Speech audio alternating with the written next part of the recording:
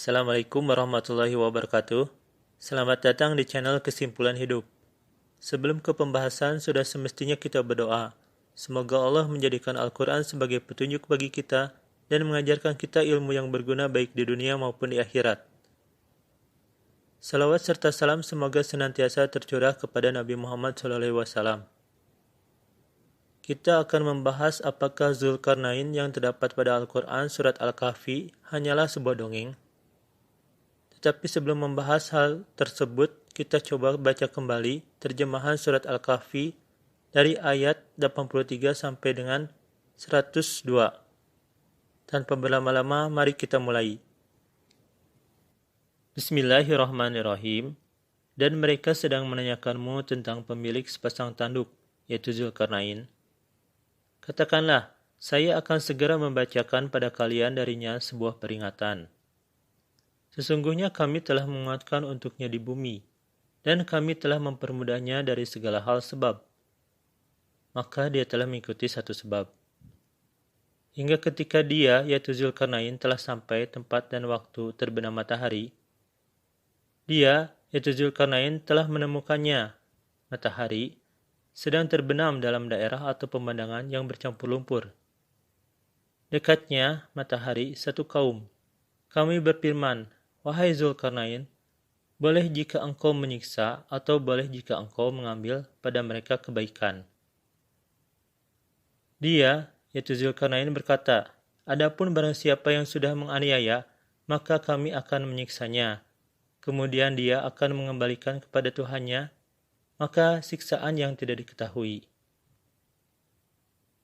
Dan adapun barang siapa dia telah beriman, dan dia telah mengerjakan kebaikan, maka baginya pembalasan yang lebih baik. Dan kami akan segera mengatakan padanya dari perintah kami yang mudah. Kemudian dia, yaitu Zulkarnain, telah mengikuti satu sebab yang lain. Hingga ketika dia telah sampai tempat naik matahari, dia, Zulkarnain, telah menemukannya, matahari. Dia sedang naik di atas satu kaum. Tidak kami menjadikan pada mereka dari bawahnya matahari sebuah pelindung. Demikianlah, dan sesungguhnya kami sudah menjaga dengan apa dia sudah menghadapinya sebuah pengalaman.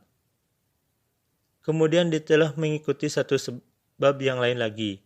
Hingga ketika dia telah sampai di antara dua penghalang, dia, Zulkarnain, telah menemukan dari bawahnya dua penghalang tersebut satu kaum. Tidak mereka hampir mengerti perkataan. Mereka berkata, wahai Zulkarnain, sesungguhnya Ya'juj dan Ma'juj, mereka yang sedang merusak di bumi. Maka adakah kami mengupah bagi engkau sebagai pengusir dengan agar kamu menjadikan antara kami dan antara mereka penghalang? Dia berkata, betapa dia telah menguatkanku. Padanya Tuhanku lebih baik. Maka kalian tolonglah aku dengan kekuatan. Aku akan membuat antara kalian dan antara mereka penutup. Berikanlah aku potongan besar besi itu, hingga ketika mereka telah sama rata antara kedua sisi itu, dia berkata, kalian tiuplah, hingga dia telah menjadikannya api. Dia berkata, kalian berikanlah aku akan menuangkannya padanya ter. Maka tidak mereka mendobrak supaya mereka muncul, dan tidak mereka menguasai padanya lubang. Dia berkata, ini rahmat dari Tuhanku, maka ketika datang janji Tuhanku menjadikannya sebuah penghancuran. Dan selalu janji Tuhanku benar.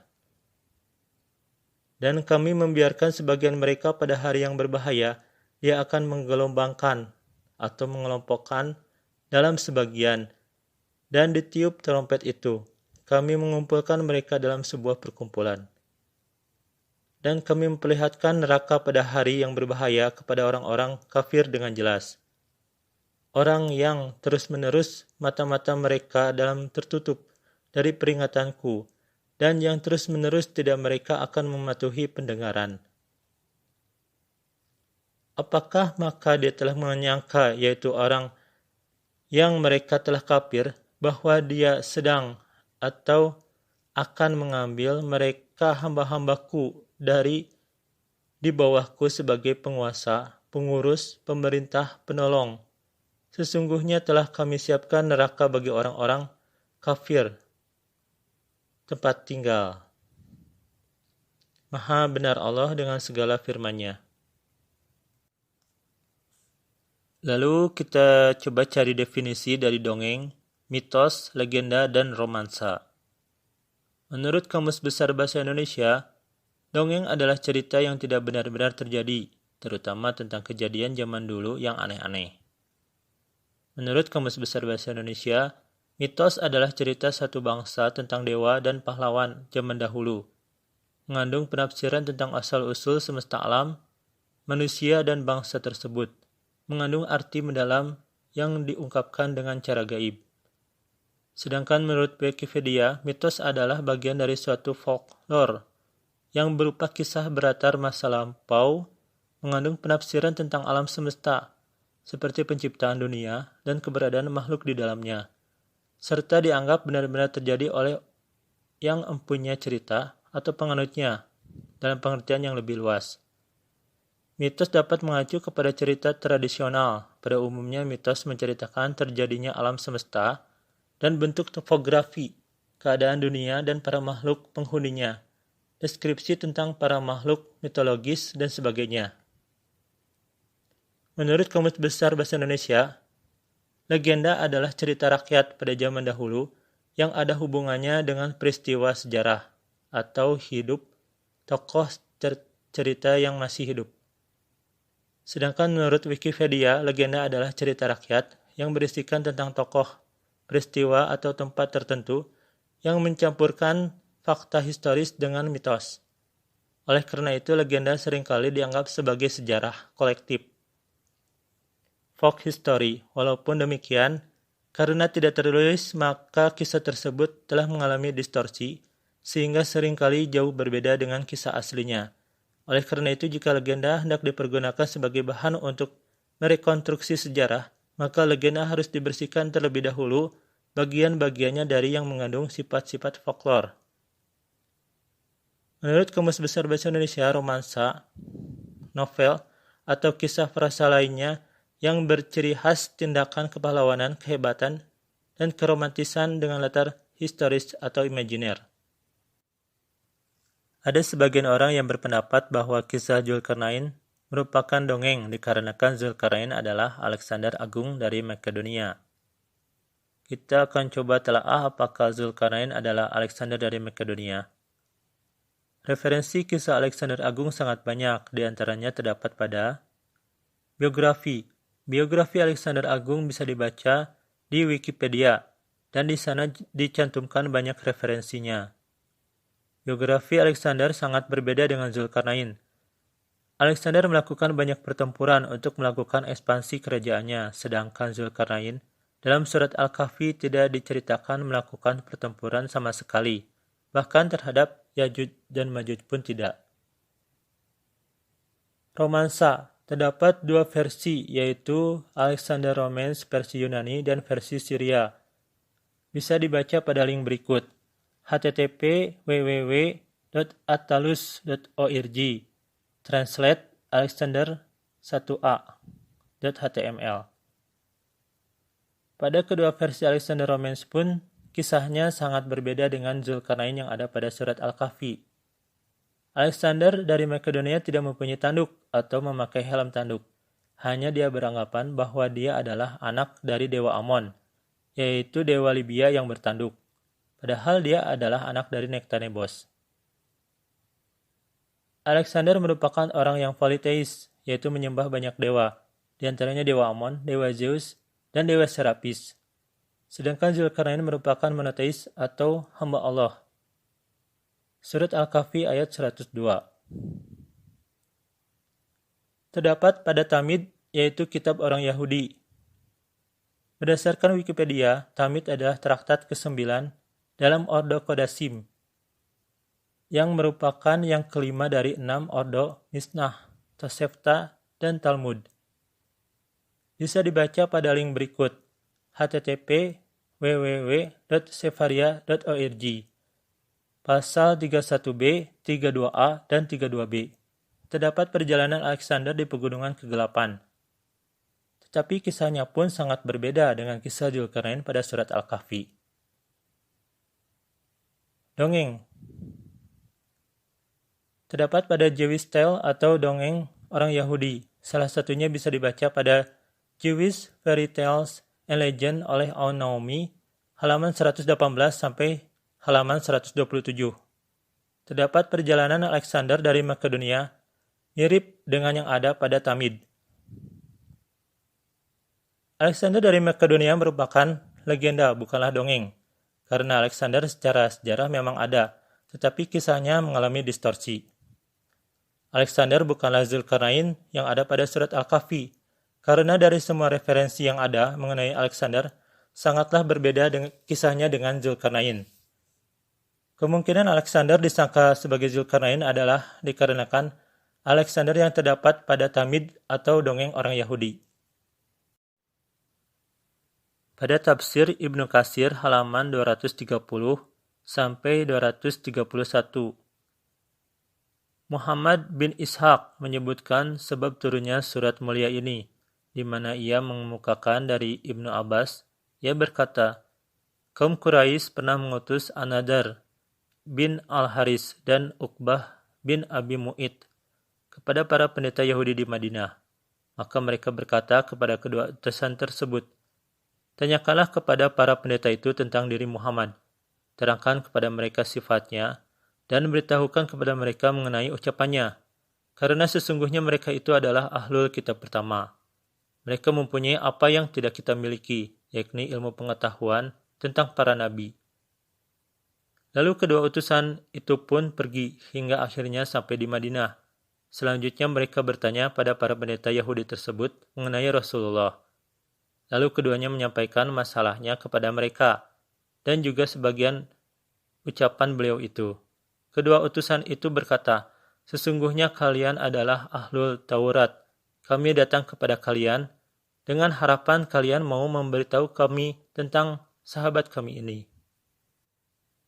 Lebih lanjut, Ibnu Abbas menceritakan, maka mereka berkata kepada para utusan itu, tanyakan kepadanya, yaitu Muhammad, tentang 3 perkara, yang kami memerintahkan kalian bertanya kepadanya tentang ketiganya.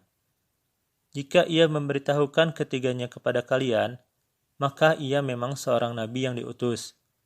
Dan jika tidak dapat menjawab ketiganya, maka ia hanyalah seorang yang banyak bicara.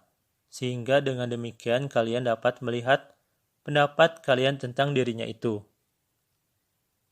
Tanyakan kepadanya tentang beberapa pemuda yang pergi pada masa-masa pertama, apa yang terjadi pada mereka? Sesungguhnya mereka mempunyai peristiwa yang sangat aneh.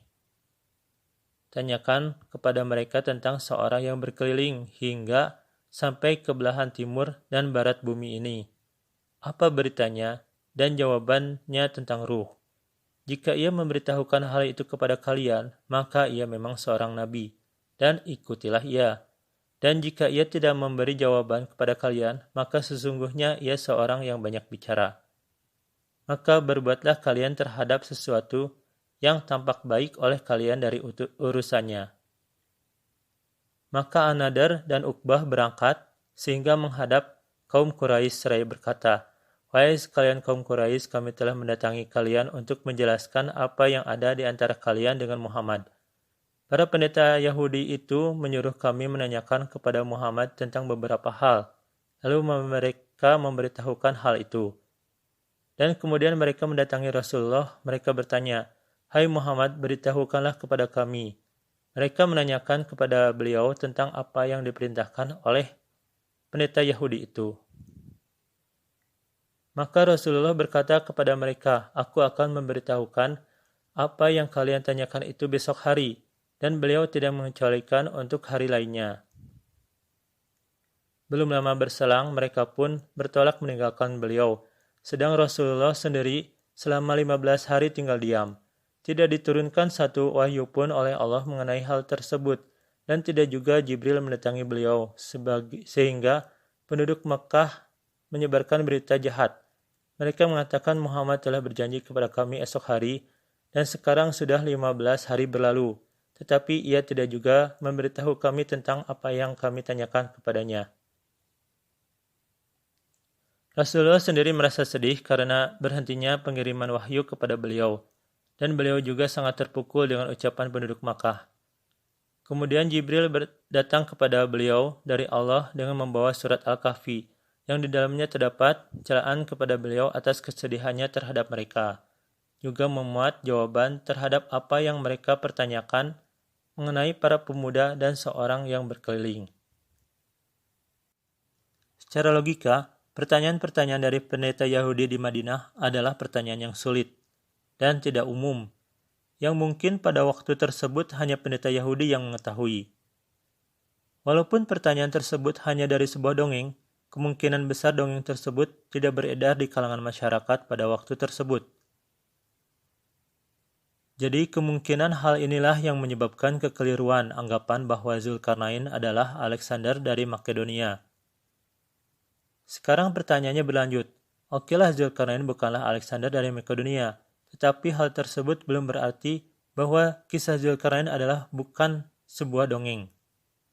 Untuk membuktikan bahwa kisah Zulkarnain bukanlah sebuah dongeng, bisa dilihat dari perbedaan ciri-ciri dongeng dengan kisah Zulkarnain. Di antaranya, dalam dongeng mengandung nasihat yang sederhana sehingga bisa dicerna oleh anak kecil, sedangkan dalam kisah Zulkarnain terdapat makna yang sangat dalam.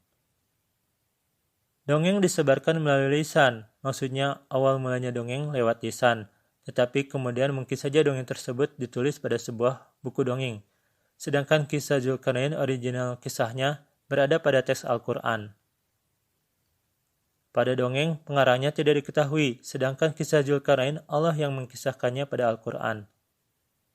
Pada sebuah dongeng terdapat berbagai macam versi, sedangkan kisah Zulkarnain hanya terdapat satu versi original, yaitu terdapat pada Al-Quran surat Al-Kahfi. Sehingga dapat disimpulkan bahwa kisah Zulkarnain yang ada pada Al-Quran surat Al-Kahfi bukanlah sebuah dongeng. Quran surat Al-An'am ayat 25. Dan di antara mereka ada yang mendengarkan bacaanmu, Muhammad, dan kami telah menjadikan hati mereka tertutup, sehingga mereka tidak memahaminya, dan telinganya tersumbat. Dan kalaupun mereka melihat segala tanda kebenaran, mereka tetap tidak mau beriman kepadanya. Sehingga apabila mereka datang kepadamu untuk membantahmu, orang-orang kafir itu berkata, ini Al-Quran tidak lain hanyalah dongengan orang-orang terdahulu. Sebagai kesimpulannya, Zulkarnain bukanlah Alexander Agung dari Makedonia karena kisahnya berbeda. Dan kisah Zulkarnain yang terdapat pada Al-Quran surat Al-Kahfi bukanlah dongeng karena terdapat perbedaan karakteristik dari dongeng dengan kisah yang ada pada Al-Quran. Maaf jika pembahasannya masih banyak kekurangan, sudut pandang setiap orang berbeda. Akhirul kalam, wabillahi taufiq wal hidayah, wassalamualaikum warahmatullahi wabarakatuh.